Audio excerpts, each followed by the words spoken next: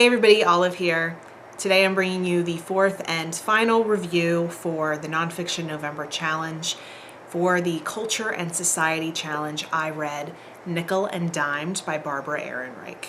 I like to think that I read the 4 books I chose for the Nonfiction November Challenge in ascending order of importance. The last book that I read, Genome, was obviously highly important.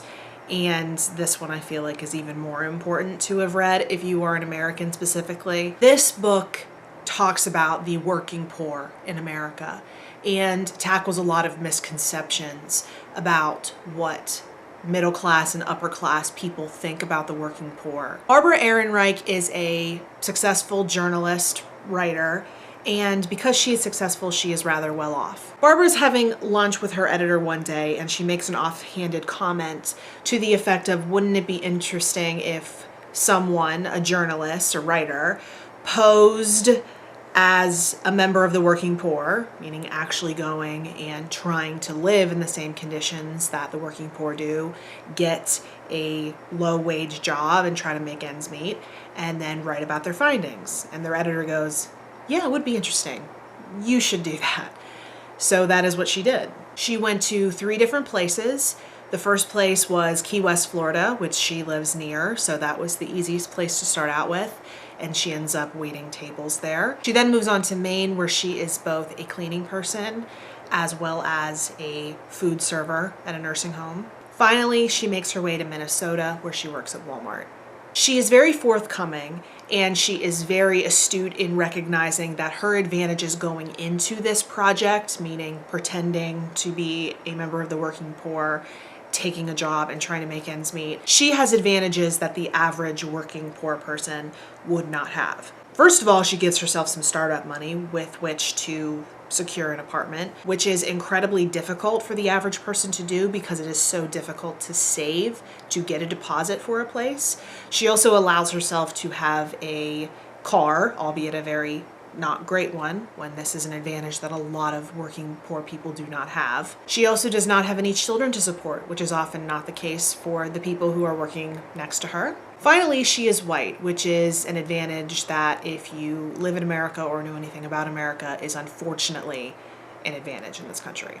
I'm not going to go detail by detail because obviously her experiences in each of the 3 places is very detailed, even though she only spent about a month in each place. Also, I would not be able to tell the story as well as she does. Her writing in this book is so captivating. I was able to blow through this because it is like you have her sitting across the table from you telling you about her experiences in these 3 locations. The bottom line of what Barbara Ehrenreich found when she went to these 3 places is that wages are far too low and rent is far too high. It was incredibly difficult for her at each of the 3 locations to support herself on what she was making, even when she was working 2 jobs, and she was only supporting 1 person. The fact that Barbara Ehrenreich did not have any children to support while she pursued this project did set her apart, but the fact that she was only supporting herself, she only had 1 person's wages, also made her different because in a good number of the households of the people that she met during her stays at these locations did have another person, at least one other person, or whether it be a relative or a spouse, also earning money to help support the household. She met a lot of different people, her coworkers, bosses at different jobs, and found overwhelmingly that these are not lazy people. These are extremely hardworking people who not only do not get recognized with a decent rate of pay, but also do not get recognized for their hard work by any kind of management. It is an overwhelmingly common and frequently talked about idea in the United States. Working hard is the key to success. You can just pull yourself up by the bootstraps and make something of yourself. This book shatters that illusion. My husband and I talk about this a lot because we hate that idea that hard work will get you anywhere. Because the people that Barbara Ehrenreich meet in this book are hardworking. They work 2 jobs, and no matter how much they throw themselves into work, no matter how many hours they work, they are still finding themselves being pulled down into poverty and debt because they cannot make ends meet with the wages that they are earning. While I really enjoyed hearing Barbara's experiences in each place that she went to and worked in, I found the conclusion the most illuminating, because she says things like, why are the working poor putting up with these really low wages? Why are they putting up with the fact that they can't make ends meet? And one of the things she talks about actually links to genome. I absolutely love when I find this kind of crossover in books, and it was really convenient that I happened to read these books back to back. But in her conclusion, she talks about the psychological effect of someone feeling as though they are completely powerless. And Matt Ridley talks about this in Genome as well.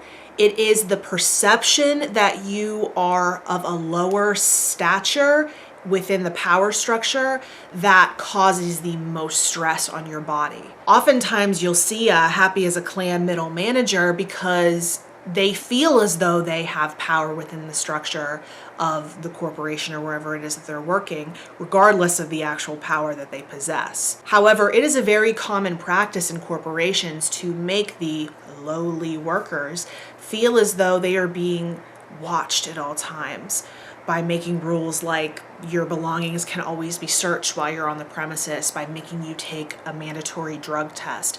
Anything to make you feel as though you have no power within your workplace, and it really breaks your spirit. This does what they hope it will do. It makes the workers more reticent to bring up any complaints. It certainly makes them reluctant to demand higher wages or demand union representation. And at the same time, the physiological effect on the body is extreme. And we're talking about people who often find it difficult to find access to healthcare. And I think the thing that's most important to note is it talks about how, as a society in America, we all are responsible for these companies paying these workers such a low wage, because we are demanding from them low prices for clothing, food, anything that we buy from these large corporations. Because we want a lower price, they cannot afford to pay their workers a higher price, or else they might risk bankruptcy. So by wanting to get a cheaper meal at a restaurant, we're saying that it's okay that that company pays the dishwasher less. This is something I've been aware of for a while now, that we as consumers have more power than we think. If you know that a company is not paying their workers enough, you can make a choice with your dollars not to support that business. You can say, it's not okay with me that you don't pay your workers enough, and so I am not going to patronize your establishment. I have actively started to do this, that if I have heard of a company not treating workers right, not paying workers enough, I do not spend any money there. It is hard to overestimate the importance of this book, especially if you are an American. I honestly think that this should be mandatory reading for people in high school. I wish this had been assigned reading for me, because it would have opened my eyes to a lot of these things much earlier in my life. Overall, I gave this book 4 stars.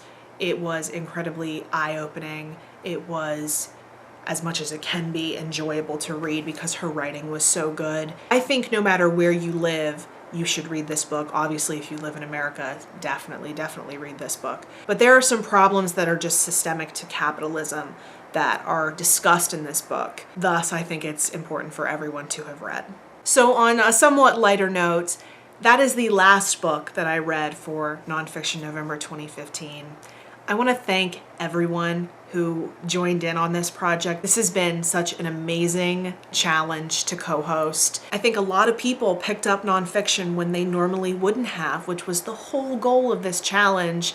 And I saw a lot of people challenging themselves to read the 4 books from the categories that we mentioned, which is so cool. So to those of you that participated, thank you so much for joining in. I hope you enjoyed it as much as I did. A big thank you to Gemma for being a fabulous co-host for this challenge. Please go watch her videos for Nonfiction November. They are so cool. To those of you who have just been watching to see what we've been reading for Nonfiction November, Thanks so much for tuning in. I hope you discovered a new book or two or feel inspired to pick up some nonfiction in your very near future. If you would like to chat about anything, you can certainly put it down in the comments below. I'd like to keep it not too political. I think having political discussions on the internet is a little bit hard because of the propensity for misunderstandings between parties, but I really would like to hear your opinions on this book. You can also find me on both Twitter and Instagram at @abookolive.